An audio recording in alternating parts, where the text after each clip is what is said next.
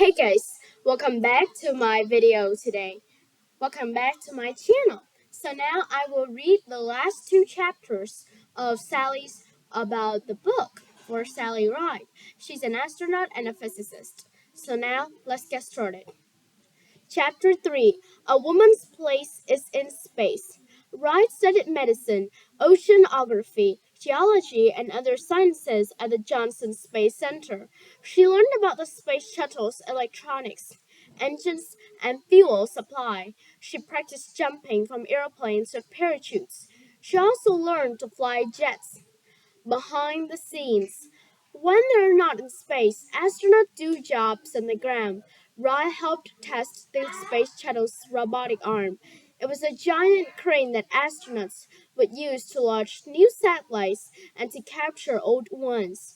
Wright learned to work with the levers that controlled the arm's movement. She documented problems in its operation and worked with engineers to solve them. In April 1981, Columbia was the first shuttle to fly in space. During Columbia's second and third flights, Wright worked on the ground as a capsule communicator. She Wright worked as on the ground as a capsule communicator. Wright speaks to the crew of Columbia during a test before the shuttle's second flight.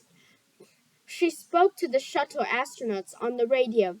If mission controllers wanted the astronauts to change the shuttle's course or to test the robotic arm, Wright gave the message to the astronauts. Her expertise with the robotic arm helped her explain exactly what had to be done. Who goes first?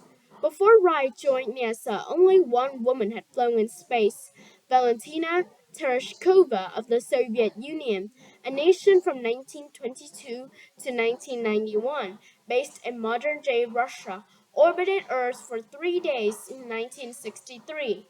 In 1982, a second woman from the Soviet Union, Svetlana Savitskaya, orbited Earth for 8 days. Tereshkova prepares for liftoff in 1963. Everyone Everyone at NASA wondered which of the six female astronauts will become the first American in space. All eyes would be on her. Some men at NASA thought that women didn't have skills, strength, or smarts to fly in space. The first American woman in space had to prove them wrong. NASA's first six female astronauts stand together at a press event in 1978. On April 19, 1982, a NASA official gave Wright the news. She had been chosen to fly first. She had impressed her bosses and the fellow astronauts with her work on the robotic arm and the capsule communicator. She was trained to fly on the shuttle Challenger. It was scheduled for launch in June. World of weightlessness. Astronauts need special tricks and tools to deal with weightlessness. They use Velcro to attach equipment to walls and cabinets. They eat sticky foods that won't flow off spoons and drink from sealed containers using straws. They attached sleeping bags to the wall and climbed inside. The toilets on spacecraft had tubes that suck up human waste. Astronauts can't take showers because the water will flow around, so they wash with damp cloths.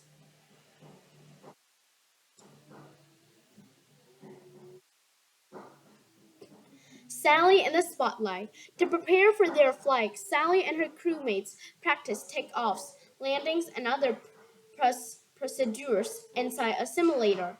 This small vehicle contained all the controls and monitors found in a real space shuttle. The astronauts also rode in an airplane that gave passengers the feeling of weightlessness. It helped them prepare for space, where there would be no gravity.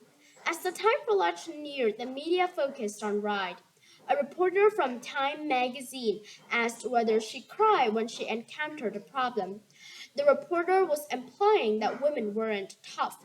Such questions frustrated Ride.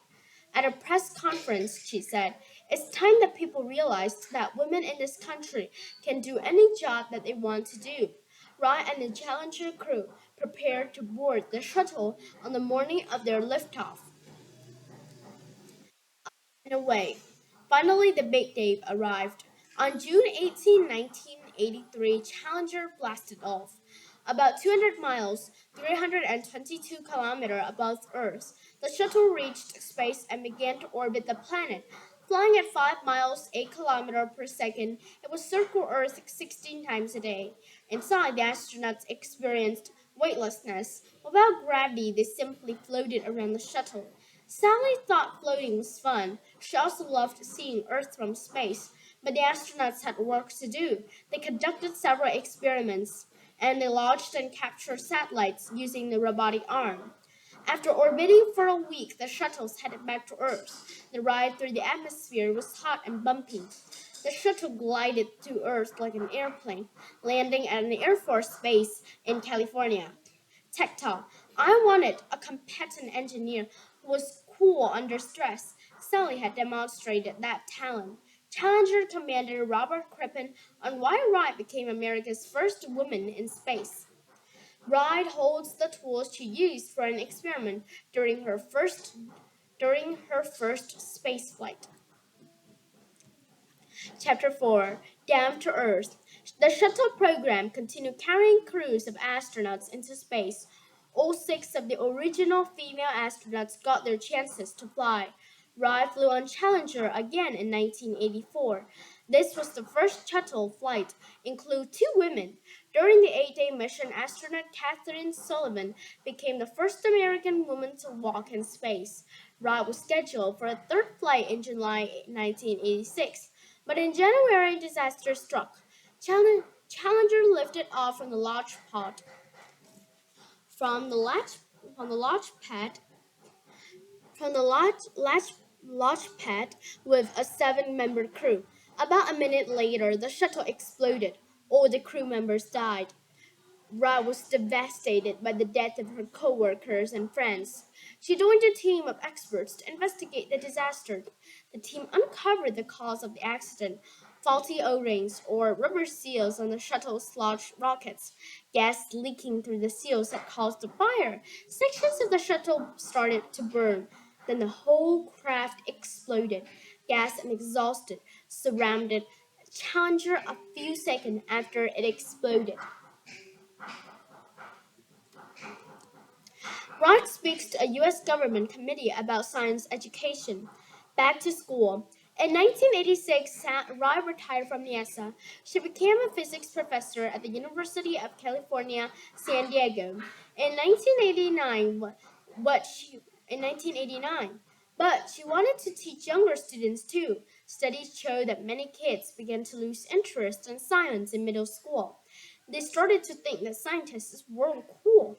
Ryan wanted to change that. She wanted to get kids excited about science. Along with her life partner, Tam O'Shaughnessy, Wright wrote books about science exploration for young readers. She also arranged for NASA to install a remotely controlled camera called EarthCam on the Space Shuttle Endeavour. From their classroom, students could control the camera and take pictures of Earth from space. After the International Space Station's ISS began operations in 2000, she arranged to have EarthCam moved to the ISS. Cam is mounted in a laboratory on the ISS.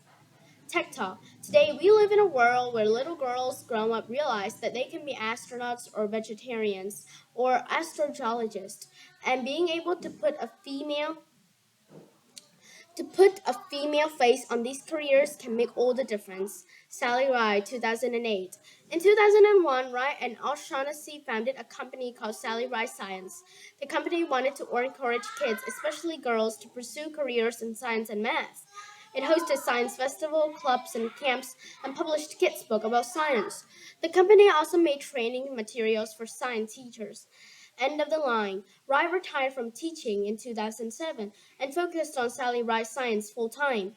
In March 2011, she fell sick during a National Science Teachers Association conference. Her doctor discovered that she had pancreatic cancer. She underwent surgery and took chemotherapy and radiation treatments, but the cancer spread. Sally Ride died on July 23, 2012, at the age of 61. Every year, the President of the United